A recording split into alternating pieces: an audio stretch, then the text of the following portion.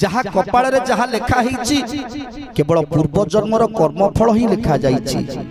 तेणु से पूर्व जन्मर कर्मफल को ए जन्म आमे भोग करूछंती, पूर्व जन्मर कर्मफल को ए जन्म भोग करूछंती भाभी कर्म को आदरी जदि दुख को आमे सही जिबा, जदि दुख को सही जिबा ना ताहले से दुख आम पाई सुख ही जिवो। ए मनुष्य जन्मर लाभ होउछि एकमात्र जदि आमे गोविंद को चरण कमल रे समर्पण करि दबा। जदि मनुष्य जन्मर लाभ होउछि केवल गोविंद को पादरे समर्पण करि दबा निजको। विष्णुर गुण कर्म जेते नित्य शुणिब कर्ण पथ